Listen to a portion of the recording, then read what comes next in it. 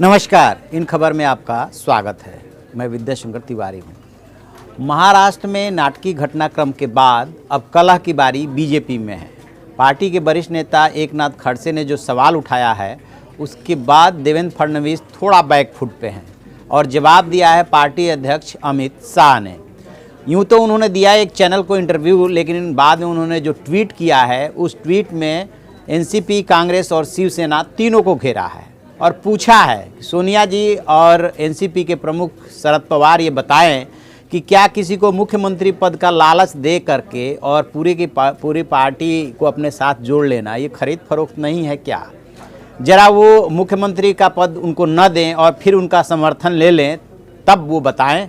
बात तो सही है कि उन्होंने सीएम पद की लालच की वजह से ही शिवसेना और कांग्रेस और एनसीपी का गठबंधन हुआ है।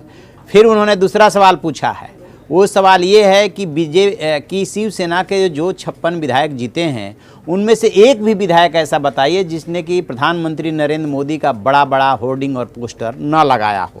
कहना वो ये चाह रहे हैं कि जो भी शिवसेना के विधायक जीते हैं वो हमारी समर्थन की वजह से जीते हैं, अदरवाइज उनमें से कितने जीत के पहुँचते विधानसभा में कहना मुश्किल है। दरअसल झगड़े की जो शुरुआत हुई है वो यहाँ से हो रही है कि देवेंद्र फडणवीस ने जो अजीत पवार से समर्थन लिया, उस पर भी अमित शाह बोले। बाद में बैक में चलेंगे कि कहाँ से शुरुआत हुई। अमित शाह का कहना ये है कि जो एनसीपी ने वहाँ पे दावा, एनसीपी को जो चिट्ठी गई थी और जो दावा किया था वो अजीत पवार के सिग्नेचर से ही किया गया था, और बाद में जो हमने उनसे समर्थन लिया वो चूंकि विधायक दल के नेता चुने गए थे, इसलिए अजीत पवार का साथ लिया था और उन्होंने कहा था कि हम सभी विधायकों को साथ लेकर के आने को तैयार हैं, समर्थन लेने को तैयार है, इसलिए हमने समर्थन लिया। इस बात पे उन्होंने कुछ नहीं बोला कि जिस आदमी के ऊपर 1 लाख करोड़ के घोटाले का आरोप है, सिंचाई घोटाला और बैंक घोटाला, उसका समर्थन बीजेपी जैसी पार्टी विद द डिफरेंस कैसे ले सकती है? किन आधार पे, किन सिद्धांतों के आधार पे? क्योंकि नीति और सिद्धांतों की बात तो बीजेपी ही करती है। बरा उन्होंने एक एक करके जवाब देने की कोशिश की है। वो कह रहे हैं कि जो खरीद फरोख्त का आरोप हमारे ऊपर लग रहा है, वो असली खरीद फरोख्त तो इन तीनों के बीच में हुआ है, और जो शिवसेना को सीएम का पद दिया गया है, एनसीपी और कांग्रेस के विधायकों की संख्या जोड़ दीजिए तो वो 100 के आसपास है, और 56 विधायकों वाली पार्टी को सीएम का पद दिया जा रहा है। ये कौन सा सिद्धांत है? ये कौन सी नीति है? यानी कि कहीं ना कहीं सीएम पद के लालच में ही तो शिवसेना आपके साथ जुड़ी है, और वही चीज़ वो हमसे मांग रहे थे। हम 105 थे, ऐसी कोई समझौता नहीं हुआ था, ऐसा कोई समझौता हमारे साथ नहीं हुआ था, ऐसी कोई बात नहीं हुई थी। जो चुनावी सभाओं में हम बोल रहे थे वो देवेंद्र फडणवीस को ही सीएम होंगे, ऐसा बार बार बोल रहे थे। मंच पे शिवसेना के भी नेता होते थे, उन्होंने कभी कोई ऑब्जेक्शन नहीं किया। कहने का मतलब ये कि ऐसा कोई वायदा नहीं किया गया था, और हमारे ऊपर आप जो आरोप लगा रहे हैं वो आरोप आपके ऊपर भी वैसा ही लगता है कि बिना नीति, सिद्धांत और बेमेल गठजोड़ आपने किया है। फिर उन्होंने एक और बड़ा हमला बोला शिवसेना प्रमुख उद्धव ठाकरे को लेकर के कि 23 नवंबर को उनका अयोध्या का कार्यक्रम था, उन्होंने अयोध्या का कार्यक्रम क्यों कैंसिल कर दिया, क्यों मुलतवी कर दिया? क्या ये सिद्धांतों के साथ समझौता नहीं है?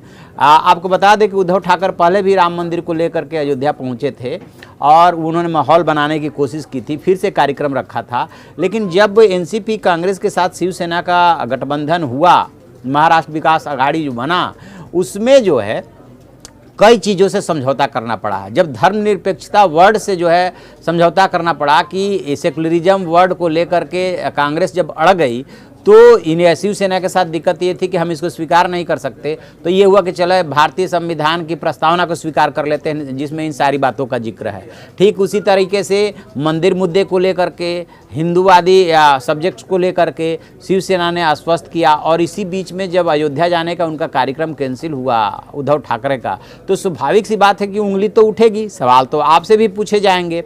अभी आगे चल करके और जैसे जैसे सरकार सीएम पद की शपथ ले लेंगे और सरकार चलने लगेगी, तो जब भी सिद्धांतों का मेल नहीं होता है, सिद्धांत अलग अलग होते हैं और सत्ता के लिए पार्टियां एक साथ आती है, तो उनमें स्वाभाविक टकराव शुरू होता है। बीजेपी ने जो गलती की है वो यही की है कि विपक्ष में बैठ करके उस टकराव का इंतजार किए बगैर एक डेंटेड जो नेता है उसका समर्थन लिया, जिसपे कि 1 लाख करोड़ के घोटाले का आरोप है, और फिर आप दूसरे से सवाल, यानी कि इसी देवेंद्र फडणवीस का वो वीडियो वायरल हो रहा है जिसमें चक्की पीसिंग वो बाकायदे सुना रहे हैं और बता रहे हैं उसी अजीत पवार के लिए। खैर, राजनीति में कोई नीति सिद्धांत कोई भी दल हो बात करता है तब उससे नेताओं के मुंह से ये अच्छा नहीं लगता कि आप नीति सिद्धांत की बात कर रहे हैं, क्योंकि करते सब वही काम है जो और दल करते हैं, यानी कि साम दाम दंड भेद सारे दल उसका इस्तेमाल कर रहे हैं। तो आपको याद होगा कि अमित शाह जो गृह मंत्री भी हैं, पार्टी के अध्यक्ष भी हैं, इसको लेकर के महाराष्ट्र के पूरे वाकये को लेकर के 2 बार बोले। एक बार तब बोले थे जब राष्ट्रपति शासन लग गया था।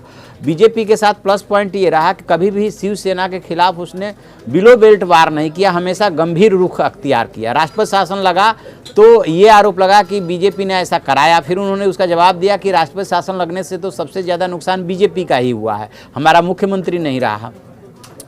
और अब जो है फिर वो सामने आए हैं। इस बार जो है, पिछली बार उन्होंने एक एजेंसी को दिया था इंटरव्यू और इस बार एक चैनल को दिया है, उसमें उन्होंने सिलसिलेवार सब कुछ बताया है और कांग्रेस, एनसीपी और शिवसेना पे अलग अलग वार करने की कोशिश की है कि असली खरीद फरोख्त और अस्तबल तो आप उसका धंधा कर रहे हैं बेचने का और खरीदने का।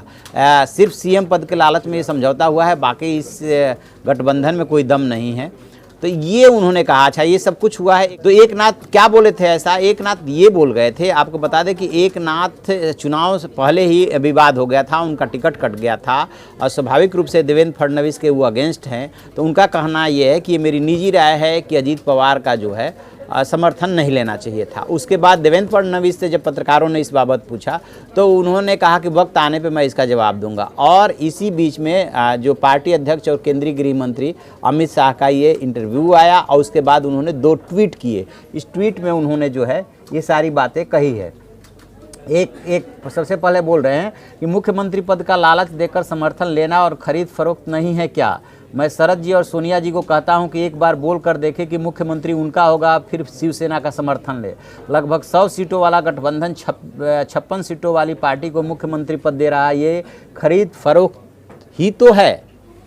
फिर वो दूसरा सवाल उठा रहे हैं कि शिवसेना के सभी विधायक हमारे साथ लड़कर ही चुनाव जीते हैं, उनका एक भी विधायक ऐसा नहीं है जिसने मोदी जी का पोस्टर ना लगाया हो। उनकी विधानसभाओं में भाजपा की विधानसभाओं से भी बड़े कटआउट्स मोदी जी के लगे थे। क्या ये सब देश और महाराष्ट्र की जनता नहीं जानती है? तो ये उन्होंने जवाब दिया है। चलिए देखते हैं, ये राजनीति है, राजनीति में तो ऐसे आरोप प्रत्यारोप लगते रहते हैं कि आप खरीद फरोख्त कर रहे हैं तो आप खरीद फरोख्त कर रहे हैं, जबकि हकीकत है कि दोनों कर रहे होते हैं। अब खरीद फरोख्त का अलग अलग स्वरूप हो सकता है, कभी किसी रूप में कभी किसी रूप में। तो आप ऐसी खबरों के लिए देखते रहिए हमारा डिजिटल चैनल इन खबर। Thank you. इन खबर चैनल को सब्सक्राइब करें और बेल आइकन दबाना ना भूलें।